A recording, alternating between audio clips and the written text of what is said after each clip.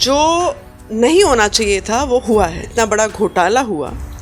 तो मुझे नहीं लगता कि एक ही व्यक्ति जिम्मेदार है, मुझे लगता है ये एक नेक्सस हो सकती है।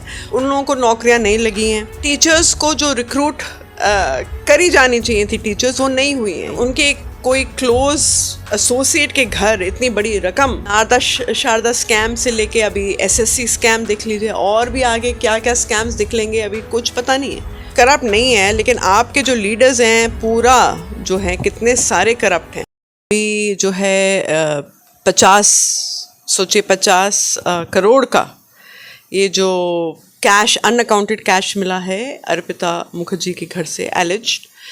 तो पहले तो 21 करोड़ का ये मिला था, अभी ये बढ़ रहा है अमाउंट, क्योंकि ईडी जो है अपनी इन्वेस्टिगेशन को जारी कर रही है और बाकी किस किस के घर में मिलेंगे अनअकाउंटेड कैश ये भी अभी देखा जाएगा। लेकिन बहुत ताज्जुब की बात है कि जो शिक्षा मंत्री जो रहे हैं उनके साथ ये एक education scam, SSC scam, teacher recruitment scam जो नहीं होना चाहिए था वो हुआ है। और अभी जो है वो कॉमर्स के जो मिनिस्ट्री है उसको टेक केयर करते हैं, लेकिन एजुकेशन मिनिस्टर जब थे उस दौरान जो है इतना बड़ा घोटाला हुआ।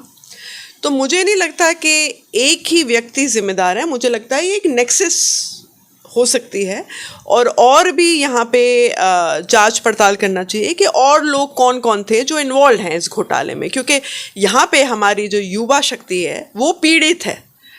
वो लोग जो हैं जॉबलेस घूम रहे हैं सड़कों पे, वो हड़ताल कर रहे हैं, उन लोगों को नौकरियाँ नहीं लगी हैं।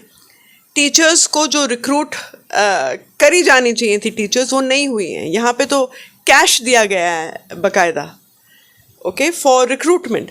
तो ये पूरा एक करप्शन का केस है। और अभी मैंने एक टीएमसी के लीडर ने ट्वीट किया है कि जब तक टीएमसी इनको रिमूव नहीं करेगी तो मैं भी रेडी हूँ अपने सारे पोजीशंस को छोड़ने के लिए। तो जब ये गुस्सा नहीं आएगा, जब ये ओनरशिप और जिम्मेदारी जब एक कोई भी राजनीतिक दल नहीं लेगा तो करप्शन तो फैलता ही रहेगा। तो अभी दौर आ गया है कि जो भी पॉलिटिकल पार्टी में इतने सीनियर पोस्ट पे, इतने सीनियर पद पे कोई लीडर हैं और उन पे इतना बड़ा आरोप लगा है, घर में मतलब उनके कोई क्लोज एसोसिएट के घर इतनी बड़ी रकम जो है वो मिली है, तो एक जिम्मेदारी लेना चाहिए। भाई हमारे से भूल हो गई और ये फलाना रिस्पॉन्सिबल नहीं है, ये नहीं है। लेकिन वहाँ से कुछ भी ये बोला नहीं गया है कि मैं गिल्टी नहीं हूँ या फिर मैं इनोसेंट हूँ। आप इनोसेंट कैसे हो सकते हैं? आपके किसी क्लोज एसोसिएट के घर में इतनी बड़ी रकम मिली है।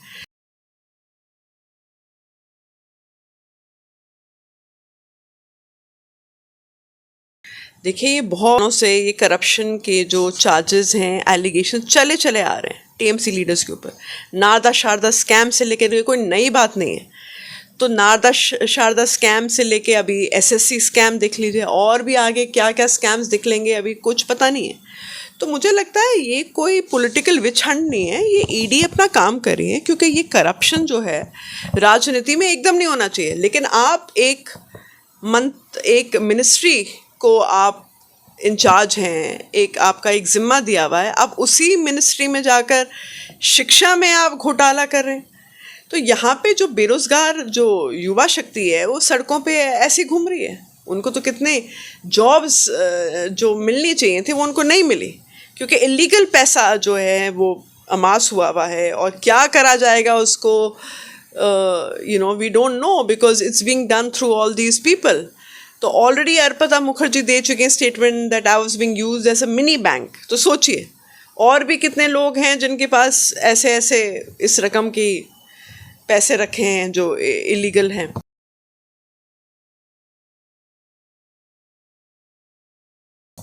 देखिए, वो सीपीएम के स्पोक्सपर्सन जो हैं वो they will be able to comment on it. तो मैं एज एन एक्टिविस्ट जो हूँ, जो अपनी निजी राय दे रही हूँ, वो that I am giving as my personal opinion.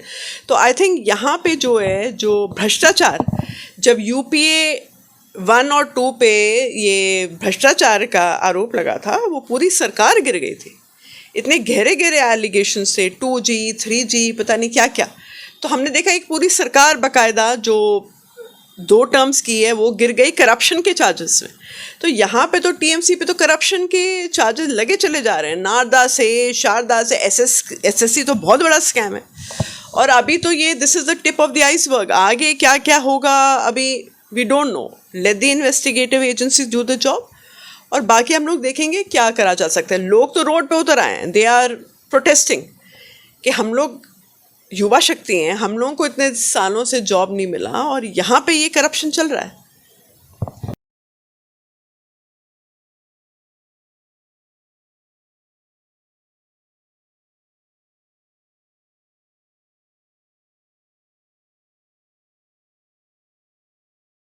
नहीं, मुझे नहीं लगता ममता बनर्जी इज़ करप्ट और समथिंग, लेकिन अगर आप करप्ट नहीं है लेकिन आपके जो लीडर्स हैं पूरा जो हैं कितने सारे करप्ट हैं, तो फिर आप बोल रही हैं कि मैं करप्ट नहीं हूँ लेकिन आपके सारे लीडर्स, तो मतलब लीडर्स को या तो हटाओ, जो मंत्री हैं जो करप्शन के चार्जेस उन पे लगे हुए हैं, तब आपका एक क्लीन छवि या क्लीन इमेज बन सकता है। लेकिन अगर आप बोल रही हैं कि मैं करप्ट नहीं हूँ, बाकी इतने सारे लोग जो पकड़े गए हैं, मतलब क्या क्या इन्वेस्टिगेशन हुआ है नारदा में, शारदा में, अभी एसएससी स्कैम में, तो पार्टी तो डेफिनेटली करप्शन के चार्जेस बहुत सीरियस हैं और उनको बहुत एक गंभीर रूप से इन्वेस्टिगेट करना चाहिए कि क्या क्या और घोटाले हुए हैं, ताकि ये बात जो है पब्लिक डोमेन में आ सके। यहाँ पे तो बहुत हल्ला हो रहा है कि भाई इनको रिज़ाइन करने को बोले, उनको टर्मिनेट करो सारे पोस्ट से, लोग आ गए सड़क पर उतर गए, तो ये मुझे नहीं लगता संभव है कि वो आगे अपना जो है पद को रख पाएंगे। ये एकदम करप्ट अमास है, एकदम वापस देना चाहिए जहाँ से ये शुरू हुआ है, ओनरशिप लेकर जितना इलीगल मनी और घोटाला हुआ है वो एकदम वापस देना चाहिए। अब ये मुझे नहीं पता, I can't imagine and tell you who all are related, लेकिन बहुत अभी ये मुझे पता है कि ये लॉ इन्फोर्समेंट एजेंसीज अपना कार्य जिम्मेदारी से करेंगी और अच्छे तरीके से करेंगी, तो बाकी रोशनी देगा, पता चलेगा कि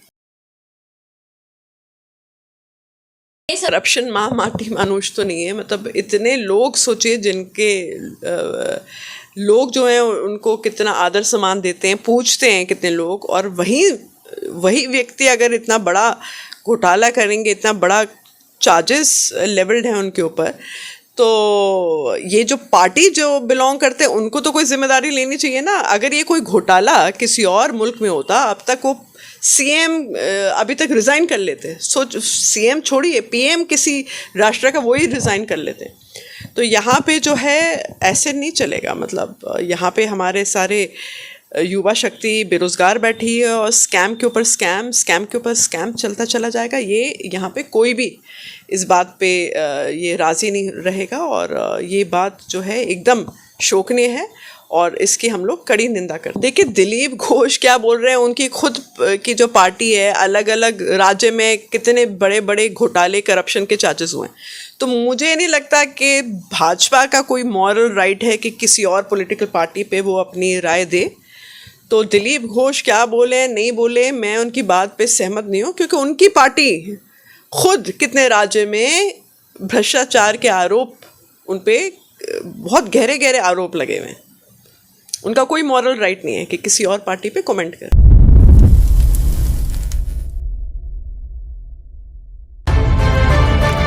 सुपर न्यूज़ 24 कोलकाता, हर कदम सच के साथ।